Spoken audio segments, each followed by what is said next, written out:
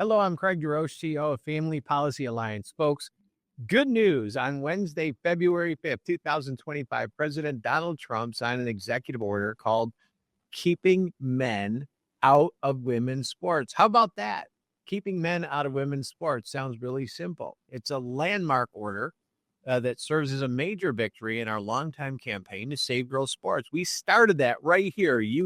We couldn't have done that without your support in 2017, protecting girls and women from men identifying as women, whatever that means, to compete against them and to displace them in their chosen sport. This is a time to celebrate, and it's also time to learn more about what this order actually means and what happens next, folks. Family Policy Alliance been in this fight since we really, in many ways, helped create this battle in America. I'm joined by our Director of Public Policy, Joseph Kohm. He's one of our nation's leading experts on this. Joseph's a U.S. Army veteran, a graduate of BMI and Regent University School of Law. He's licensed to practice in Washington, D.C. and the state of New York. And his work is just extraordinary. Joseph, you've been at the front lines of this. Explain to everybody, first of all, welcome back to the show, and explain to everybody what this order from President Trump on February 5th is, protecting girls' sports. Well, thank you, Craig. It's always a pleasure to join you on the show, and I'm really glad to be here following such a really historic day. I mean, like you said, keeping men out of women's sports, novel idea, right? It's amazing that such an obvious thing could be so historic, and yet these are the times that we live in, and really we're fortunate enough to live in, and for you and I to serve with FPA in. God picked us to be the ones to meet this a civil rights issue for women. So what does the executive order do? It's a great question. A lot of the reporting in the headlines can be very misleading. You'll see headlines saying things like Trump bans transgender women from competing in sports. And that's really not what the order does. The order is very powerful and very needed, and I think will be very effective. So the executive office of the presidency, while extremely powerful, cannot instantly ban men from competing in women's sports. I wish it were quite that simple sometimes, but in a sense, I'm glad we're not. And what it actually does is it leverages the funding power of the executive and the federal government to withdraw funding from any educational institution that receives federal funds and does not work to establish fairness in women's sports, to mean that women's sports is actually for women. So there are four key words that the executive order focuses on. I think sum it up really well and sum up our entire fight on this issue, which is safety, fairness, dignity, and truth. It's not only female athletes that have been deprived of all those things for the last few years. It is all Americans have been, because we've been forced to assent to something that is not true, which is the fact that men cannot become women. No matter how much people tell us that lie, no matter how much how much our heartstrings are tugged about it, it just cannot happen. And what it costs is safety for girls, both on the athletic fields and in their athletic competitions and in their private spaces. It costs them fairness. These are opportunities that they have earned and championships they by right deserve and have been stolen from them. And it costs them their dignity. By having to change in a locker room with a man, it is the most undignified thing we could ask for a woman, and it should never have been allowed to happen. And all of that came when we decided to dispense with truth. So this executive order, it states those four words exactly. It says it shall be the policy of the United States to oppose male competitive participation in women's sports more broadly as a matter of safety, fairness, dignity, and truth. So it's the funding power that's leveraged against this. That's what's going to happen. I think that's why we're going to see a lot of results. So many educational institutions from K through 12 through college are dependent on federal funds. And we see a lot of them already folding over to comply with this, which is really encouraging. So let's start there just briefly on the scope of this. This is high school and college sports, we assume. I mean, professionally in America, people can do whatever they want to do. This is with schools, presumably, that have, as you said, funding. So it would be the sports leagues affiliated with colleges, for example, in high schools, as well as he mentioned our Olympics as well. Is that correct? Yes, that's correct. So it comes at the Olympics a little bit differently. I'm so glad that they included a focus on influencing the International Olympic Committee, or the IOC, to get their house in order and start creating fair competition standards for women, because we saw that blow up really publicly last year in the Olympics in Paris, when a male boxer ended up winning a gold medal in a female boxing category. So I'll come to that in a second. But primarily, this is about the funding authority for the federal government to educational institutions. Most public educational institutions, K through 12 and college, receive some level of federal funding. Many of them are dependent on this for some of their most important operations, including the execution of athletic programs. So this is why, when FPA began advocating for this, Craig, as you know, we found some good model policies that prohibit male participation in girls' sports from K through 12 and college. But oftentimes there wasn't the political will to go that extra mile and make sure college athletics was protected because of issues with the NCAA, who I'm sure we'll come on to in a few minutes. But people were generally could agree on, well, we can do this for K through 12. But college is a little bit different of an animal. And really, we view that as inexcusable, because the margins get even more tighter in college for fairness, and they get more dangerous as men and women get older. So and I would argue that public universities are probably the most dependent on federal funding. So this executive order is so well crafted in that it targets that highest peak right now of women's athletic achievement for most sports. Yes, we have the WNBA for basketball, but for most other sports, college is really the pinnacle for women's athletics. And this executive order, by threatening them with the loss of their funding unless they abide by a correct interpretation of Title IX, which is the section of the Federal Civil Rights Code that requires equal opportunities for women in education, and that includes athletics. By requiring that they abide by that or they lose their federal funding, this means that women's sports have to be for actual women, and it means that women's spaces need to be reserved for women too. So just briefly on Title IX, Title IX was written to make sure there were this equal opportunity and access for women in education. The previous presidential administration, Joseph Biden's presidential administration, had intentionally tried to misinterpret Title IX. Title IX defines men and women correctly by their sex. And President Biden issued a directive in order to reinterpret those definitions to include gender identity. So what this meant was a man whose gender identity, self-professed, was a woman, that he could participate in women's sports, go into women's locker rooms and bathrooms, and even earn women's scholarships and championships. This was a completely illegal rewrite. It should have been allowed to happen. The Supreme Court even said that. President Biden's administration did it anyway. So President Trump's executive order rescinds that order from President Biden, and it requires that these schools interpret Title IX in accordance with what its drafters very obviously intended. Title IX was written in the 60s. There was no concept of gender identity publicly back then. There's no way they would have intended this to apply to people whose gender identity might have been male or female. And so the Trump administration's executive order, by requiring that interpretation, returns us to actual truth, actual fact, and the schools are going to have to comply with that and align their policies for it, or they could lose all of their federal funding, and that would be very costly for everyone. I love your word choice there, that our colleges and universities in America are going to have to return to actual truth, actual intent of the English language. And boy, what a difficult time that's going to be for them. We're going to have to keep them all in our prayers, Joseph. But let's take this on two different levels. I want to talk about it at a practical level, because we're talking about sports here. And we're only talking about sports. I'm putting that in air quotes, and I'll explain why. And then I want to talk about the bigger picture about civil rights and what the messaging that we give to a person, what they're worth. But on sports itself, sports is meant to be a meritocracy.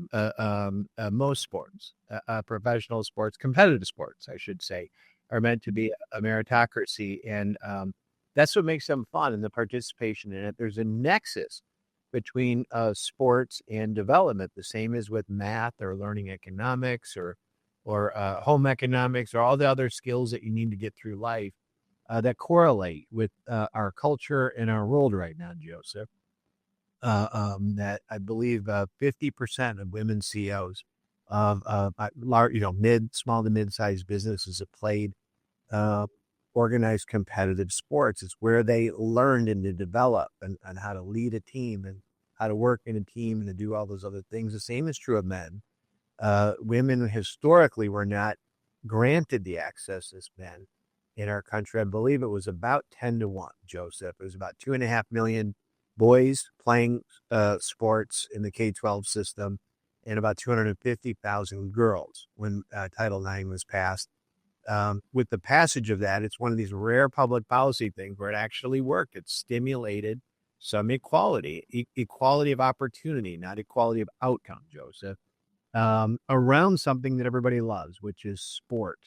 The practical aspects of it, just for our audience here, let's go through what we're talking about at sports. What is this practically done to the sports of swimming and boxing and the others? What would it do to, say, the 100-meter dash, Olympics, if we said we went the other way and people were saying transgender sports is the future and men can freely enter women's sporting competitions? What would that do to, say, the Olympics? Yeah, it's an important question and consideration for all of us in light of yesterday. Craig, I know you and I are both big sports fans, so it's easy for us to think through this maybe than some people. But I would say that the nature of sports is its competitiveness, the competitive nature in it, that we don't know who's going to win. That's what makes it fun. And that's what makes it a mirror of the meritocracy you mentioned. And the practical aspect of allowing transgender participation in sports, allowing men who think they're women to compete in women's sports, means that competition aspect is utterly removed. The competition is basically over before it begins. And the higher you climb on the sports ladder, the better the competition gets, the more decisive that advantage becomes.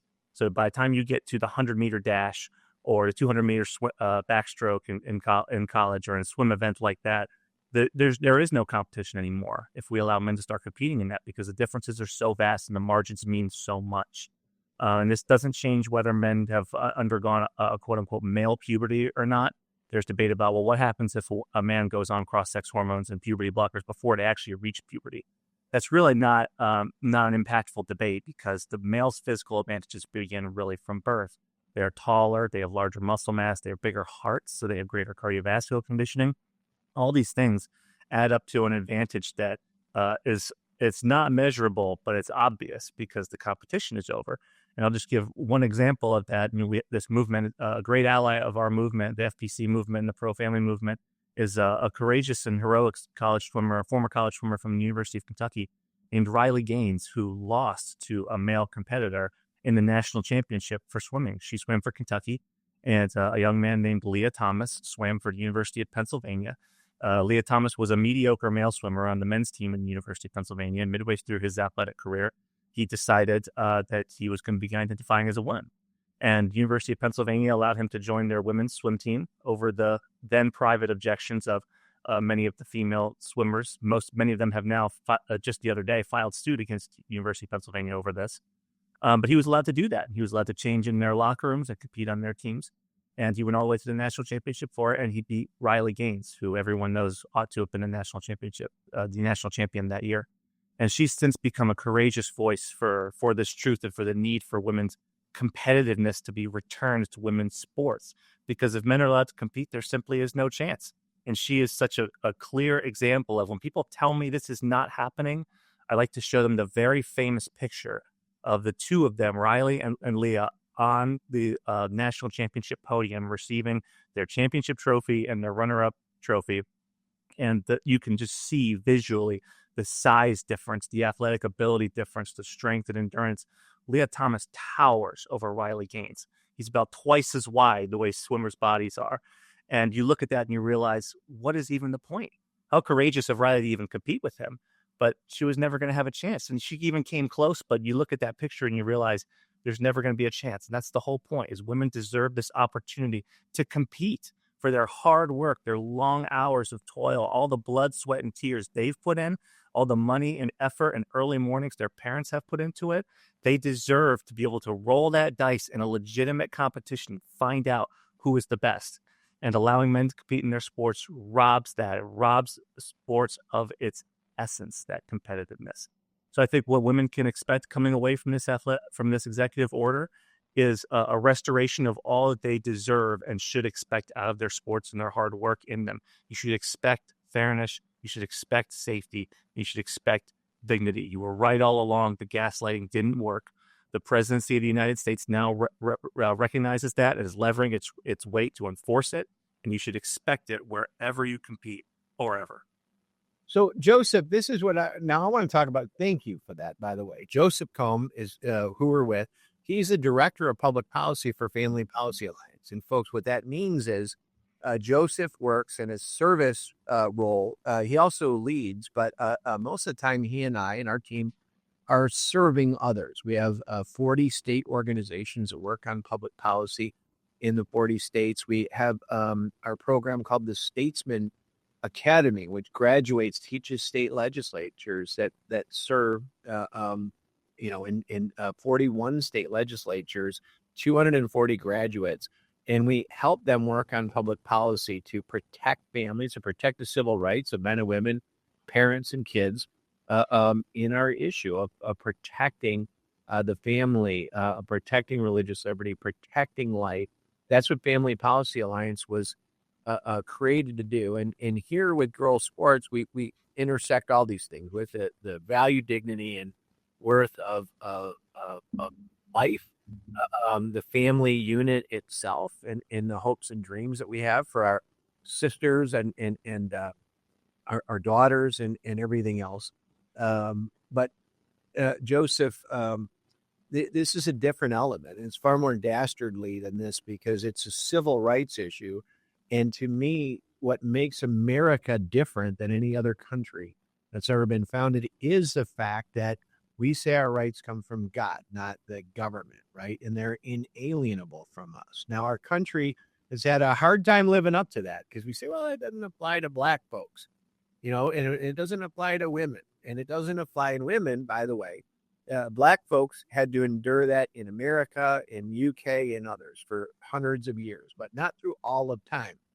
Women, through all of time, Joseph, have been treated as a minority when in most countries they're the majority, have been denied their rights, been denied property rights, voting rights, all these other civil liberties.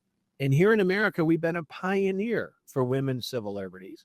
Title IX was actually passed the year before Joseph Biden, 50 years ago, one in every 5 days that our country's been in existence. This civil right, hard fought for women. You've got a sister that's played college sports. I've got a daughter and a wife.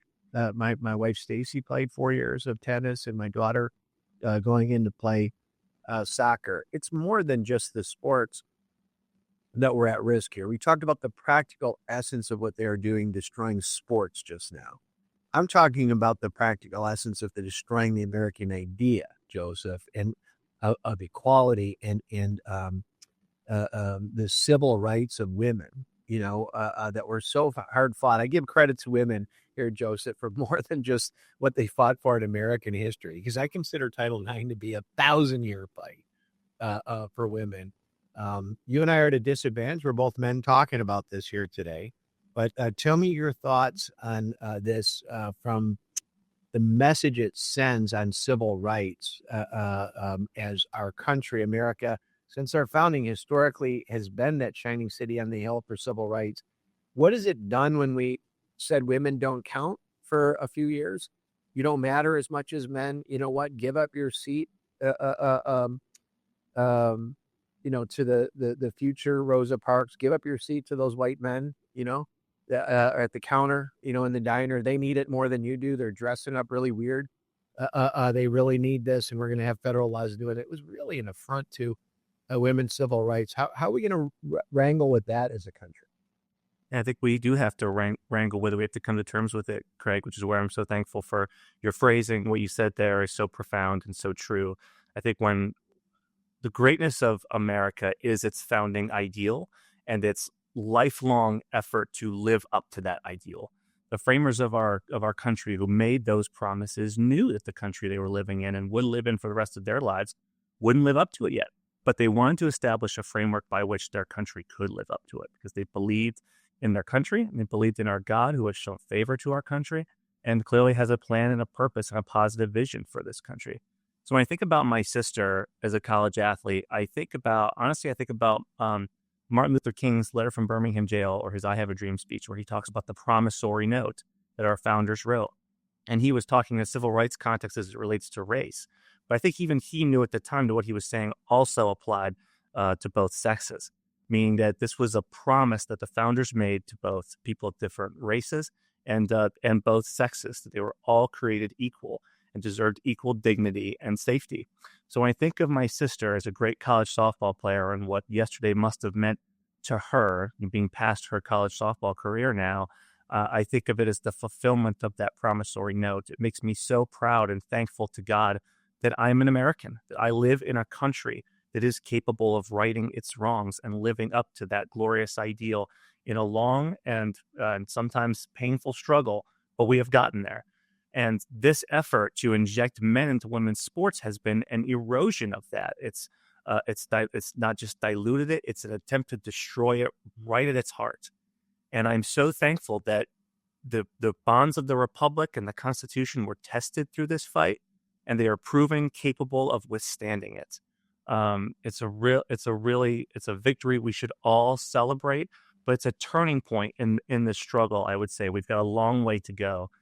We have a great advocate for women's sports in our Family Policy Council movement. This movement that has gotten 24 state safe girl sports laws passed.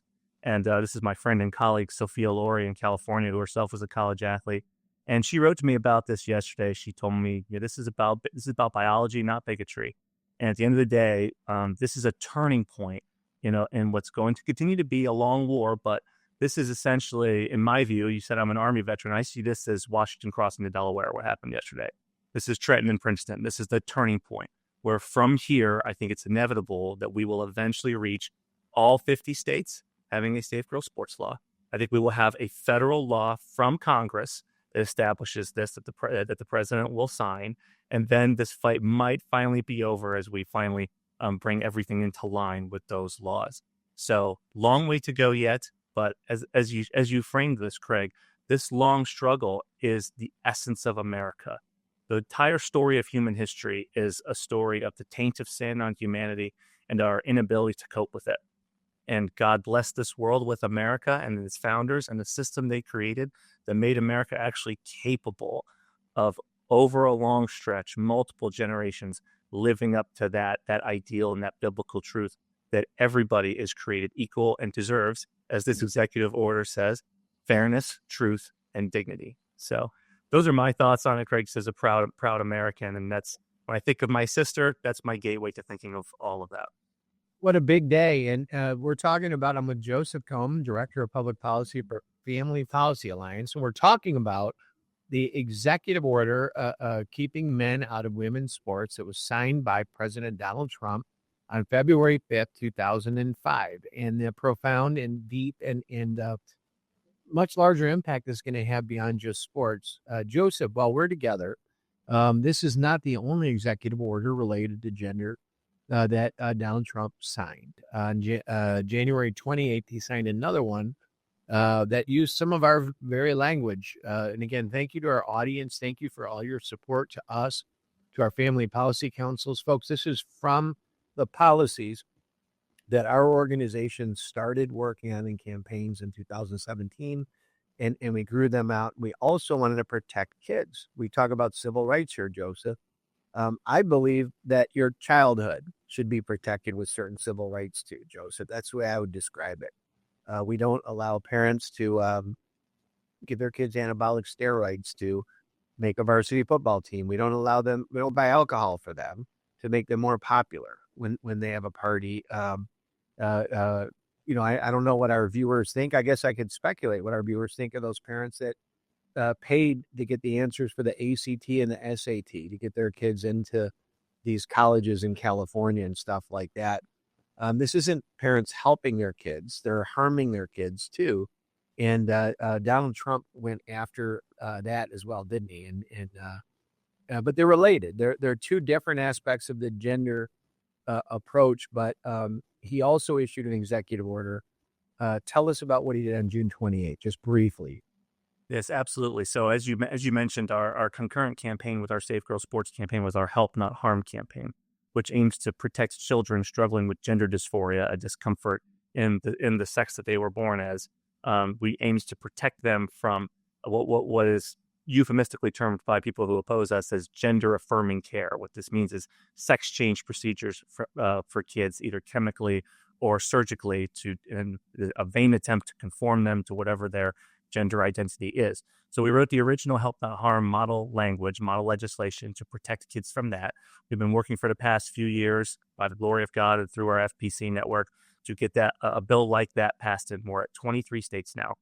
And last week, President Trump adopted an executive order that takes the same approach to solving this problem, to protecting these kids, as our model bill does. And that's a financial approach. It is a very lucrative financial process for a healthcare professional and healthcare entity to try to transition a child's sex. Makes them a lot of money. So we drafted our model bill as trying to turn that financial incentive on its head.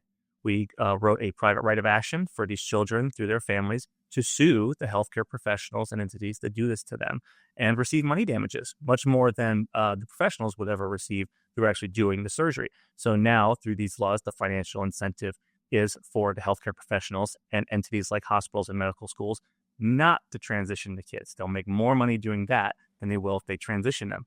And President Trump's executive order last week, trying to attack the same problem, chose the same method. It uses the funding power of the federal government to remove federal funding from any medical institution, including medical schools, to remove their federal funding if they do these procedures. And it directs other things too. We just confirmed Attorney General Pam Bondi last week. And it directs her from the Department of Justice to pursue enforcing any federal criminal statutes that might be involved in mutilating these kids and their genitals through these surgeries. But the main thrust of the order is the funding initiative. It's the same approach that we took at FPA. And it's nice. It's very gratifying to see our very unique and innovative approach to this problem be recognized and adopted by the highest office in the land as the best way to attack this problem.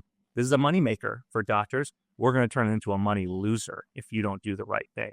We want doctors to practice. We want them to do all the good things that they do because most people love their doctors. We just want them to do every aspect of it ethically. And if it takes a financial incentive to do that, then that's what we're going to do. And that's what the president did last week. And folks, this is having a powerful impact, and it has been immediate. After January 28th, all these hospitals that were lying in the media, lying to their leftist friends, lying to the mainstream people, saying, we're not in this business, announced they're shuttering the business. People that were bought into this radical ideology, that were trying to march their kids into it, are actually going to the newspapers and saying that their appointments with the doctors are canceled. Folks, these kids are, sometimes we've heard of cases in their prepubescent. Sometimes they're 12, 13, 14 years old. Their life expectancy, these kids are going to live, some of them, to 80, 90, 100 years old. Praise be to God. And these surgeries are permanent. And your advocacy, your support of Family Policy Alliance prevented irreversible surgeries from taking place this very week. It's preventing, on a different level, people like my daughter, my wife, Joseph's sister, so many others put in a lot more than 10,000 hours of work to get those college scholarships, to get that chance to compete. It's part of their development. It's not just about sports. It's about humanity. It's about their dignity and their worth. And now, as of February 5th, their civil rights are being protected there. Folks, this is a brave new day for America. You, our audience, helped make this possible. I want to have Joseph on here. Joseph, thank you for letting our audience know. I'm not taking a victory lap yet. These orders have just been issued, but the reason why they were issued, folks, elections have consequences, and you were a big part of that. With Christians Engaged, where we merged in June of last year, we were behind social conservative candidates in many states. The swing states were all up for grabs, but we entered in. Bonnie Pounds, the founder of Christians Engaged, came in with a formula and said, what if we told Christians to vote in every election by absentee, if you need to, weeks in advance of that election, to use the tools that the evil one created for bad? And what if we use them for good, Joseph? And what a powerful impact we've had. We reached 12 million Christians in the 7 swing states. We got over 850,000 new people engaged to our system at Christians Engage, Joseph. And folks, if you want to know why you're involved, why you're listening to this podcast, why we ask you to support the work we're doing, it's because your work can have consequences too for generations, for hundreds of years now, potentially. Women, their civil rights might be protected in the locker room, in the classroom, because of the work that you did in supporting us. And so we just want to thank you. We want to pause and let you know this is a big deal. These are durable wins. I don't know how they go back every 4 or 8 years to saying boys can become girls again, Joseph. We win this one once, we could win it for 100 or more years. And I just wanted our audience to know that they were a big part in helping us protect these women and girls. And I want to thank you too and your whole team, folks, because we wouldn't have these victories, Joseph, if it wasn't for you and all the lawyers that are working with all these state legislators and in the 41 states and now the new administration that we get to work so closely with. So I just wanted to thank everybody all the way around for but I wanted our audience to also be aware that this is just the beginning, folks. We need your support. We have the ability for at least the next 4 years, but maybe decades to come, that pendulum to swing back where we're going to protect families, protect religious liberty, protect life at all phases here in America. And we're able to do that because of your support. And we want to thank you for that. Thank you for being with us today, Joseph, as well. Thank you, Craig. It was an honor to be here. I'm looking forward to this fight where we finally do go from Trenton and Princeton all the way to Yorktown. Amen.